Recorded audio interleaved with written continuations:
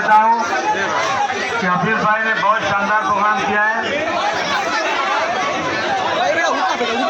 आज 26 जनवरी है। 26 जनवरी का दिन हमारे लिए बहुत अहम दिन है। जब ये देश गुलाम था, जब हम लोग जंजीरों में जकड़े हुए थे, हम आज़ाद नहीं थे, हम अपने मुल्क का मालिक अपने से चुन नहीं सकते थे, लेकिन हमारे पुरखों ने बहुत बड़ी आज़ादी की लड़ाई लड़ी। हजारों लाखों लोग कुर्बान हो गए। उनको फांसी पर चढ़ाया गया। बड़ी कश्मकश के बाद ये देश आज़ाद हुआ। जब 1947 में ये देश आज़ाद हुआ तो अंग्रेज़ों ने एक साजिश के तहत दो मुल्क बना दिए। एक मोहम्मद अली जिन्ना की आवाज़ पर पाकिस्तान बना, दूसरा मुल्क हिंदुस्तान। जो हिंदू पाकिस्तान में थे वो हिंदुस्तान आने लगे, जो मुसलमान हिंदुस्तान में रहते थे वो पाकिस्तान जाने लगे। लेकिन उस वक्त हमारे लीडरों ने तकरीर किया, खासतौर से मौलाना अबुल कलाम आज़ाद साहब ने ये कहा कि मुसलमानों, क्या तुमको अपनी कुर्बानी याद नहीं है? मुसलमानों, क्या तुमको मालूम नहीं, याद नहीं कि तुमने गंगा में, यहीं जमुना में तुमने वजू करके नमाज पढ़ा है? मुसलमानों, अगर इस मुल्क को छोड़कर चले जाओगे तो यहाँ की हजारों लाखों मस्जिदें वीरान हो जाएंगी। कोई नमाज पढ़ाने वाला, पढ़ने वाला नहीं रहेगा। तुम्हारे कब्रिस्तान पर फातिहा पढ़ने वाला कोई नहीं होगा।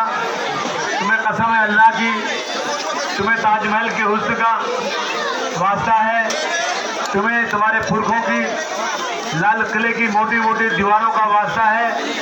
तुम इस मुल्क को छोड़कर मत जाओ। तुम्हें यहाँ कोई मदद नहीं मिलती, तुमको यहाँ पर तुम्हारा हक मिलेगा। और उनको वादा किया गया कि इस मुल्क का कानून बनेगा जो मोदी के लिए, अडवाणी के लिए, बाल ठाकरे के लिए जो कानून होगा वही कानून अबू आसिम के लिए भी होगा, वही कानून सड़क पर भीख मांगने वाले के लिए भी होगा। ये वादा किया गया था और ये वादा पूरा हुआ। 26 जनवरी 1950 को कानून बन गया।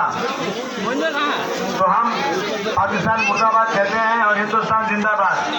ये हमारा मुल्क है, लेकिन हमें अफसोस के साथ कहना पड़ता है आज जो लोग सरकार में बैठे हैं वो अंग्रेजों को तलवे चाटते थे। आज़ादी में उनका कोई भी उनका रोल नहीं रहा। आज़ादी में उनकी कोई कुर्बानी नहीं रही। लेकिन बदकिस्मती से उनकी तादाद ज़्यादा है, वो इकट्ठा हो गए और वो सत्ता में आ गए। अब वो मुसलमानों को गाय के नाम पर मार रहे हैं। मुसलमानों की मस्जिदों के सामने नगाड़ा बजाते हैं, वहाँ डीजे बजाते हैं और मुसलमान कहता है भाई हमारी मस्जिद में डिस्टर्ब मत करो, तो घुस करके मस्जिद का बाइक तोड़ देते हैं, मस्जिद की गुंबद पर गेरुआ झंडा लगा देते हैं और सरकार कुछ नहीं करती। सरकार उनके सपोर्ट में खड़ी रहती है। यानी पानी सर से ऊंचा हो चुका है। इसलिए मैं आपसे कहने आया हूँ दोस्तों, हम 26 जनवरी यौम जमहूरिया को मनाएंगे और ये भी कह देंगे अगर किसी ने इस मुल्क के कानून को बदलने की कोशिश किया, अपनी जान भी दे देंगे, लेकिन इस मुल्क के कानून को बदलने नहीं देंगे।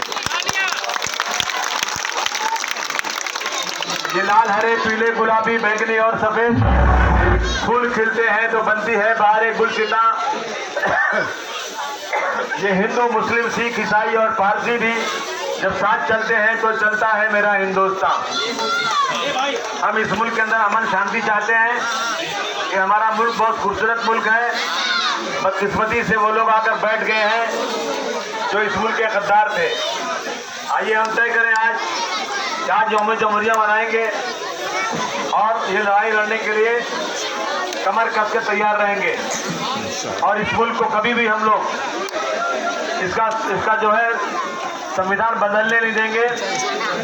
बाबा साहब अम्बेडकर 32 डिग्रियों के मालिक थे, बहुत पढ़े लिखे थे और उन्होंने संविधान लिखा।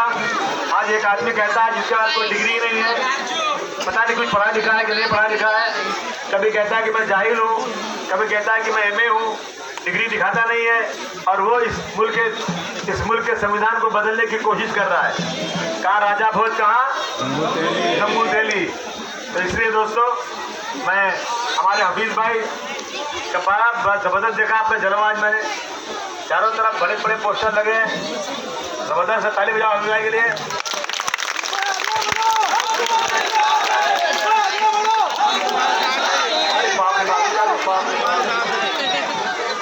तो आज 26 जनवरी की बहुत बहुत मुबारकबाद, बहुत बहुत बधाई, बहुत बहुत शुक्रिया। खुदा हाफिज।